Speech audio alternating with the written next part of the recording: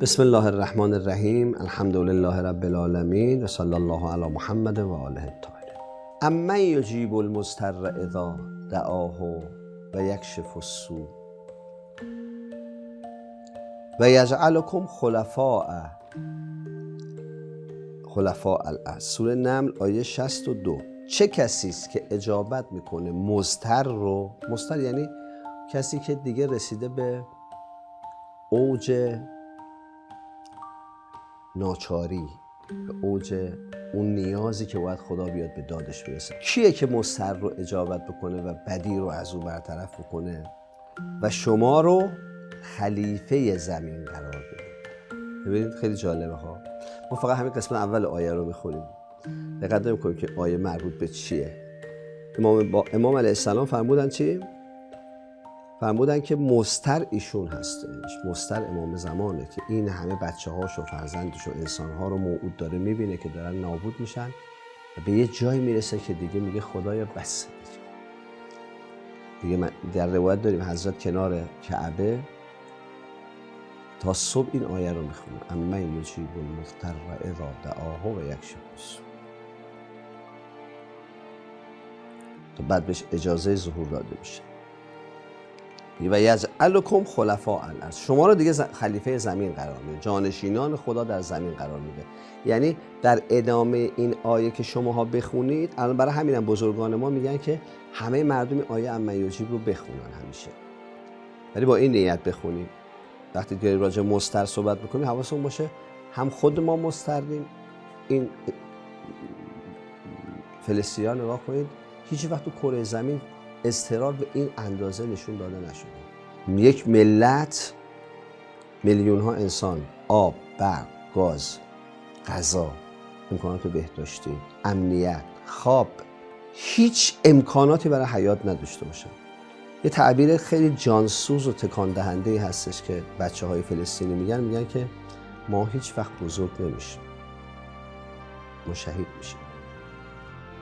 چیزی به اسم آینده، بزرگ شدن، دیدن آینده، این استقرار میلیون ها انسانه که داره ظهور میکنه.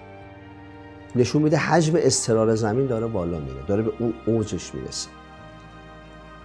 خیلی نزدیک شدیم به یه جایی که دیگه جایی برای ادامه این وضعیت وجود نداره. باید یه فرجی حتما بشه، باید یه جای ریشه این ظالمی کنده بشه، باید یه جای جلوشون گرفته بشه، باید یه جای ملت ها و این میلیون ها انسان آزاد بشن. و اینا بشارت های خوبی داره درش. اون هر چقدر حجم اضطرار بالا میره، قانون خداست، فرج نزدیکتره. امیرالمومنین اصلا به عنوان یک نظام خلقت داره به ما یاد میده این رو. عند تناه شده یکون الفرج، اون موقع که شدت به اوج خودش و انتهای خودش میرسه حتما فرج حاصل میشه. اینو تو نظام خلقت هم ما داریم. شما تو شبا نگاه کنید، شبا وقتی که از غروب که تاریک میشه هوا، این تاریکی هی زیاد میشه، ظلمت زیاد میشه تا به اوج میرسه.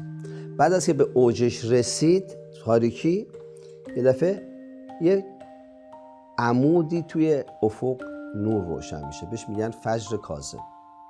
یه دفعه یه ذره یه کمی توی اون افق تاریک یه روشنایی عمود میزنه، بعد یواش یواش این نور توسعه پیدا میکنه، بهش میگن فجر صادق. دیگه حالا بس روشن شد، همه جا داره روشن میشه، بهش میگن طلوع اول. تا طلوع خورشید میشه طلوع دوم. این فاصله بهش میگن چی؟ بین الطلوعین، بین دوتا طلوع.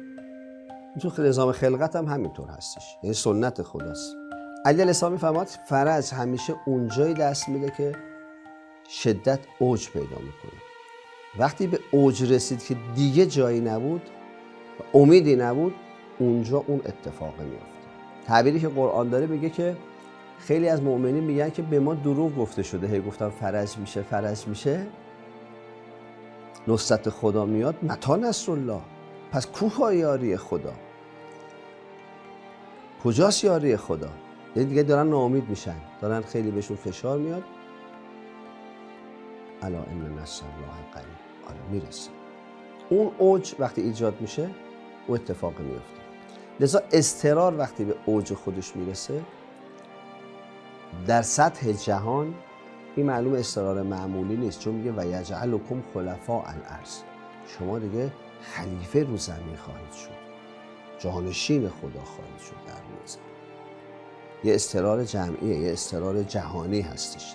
یعنی جهان باید صداش دراد، دنیا باید صداش دراد. کما که الان داریم میشنویم که دنیا داره یواش یواش صداش در میاد، داره سر صدا میکنه. دنیا علی خسته شده، دنیا از استکبار، ظلم، بی‌عدالتی ها، فساد ها، دروغگویی ها، نفاق ها، خسته شدن همه.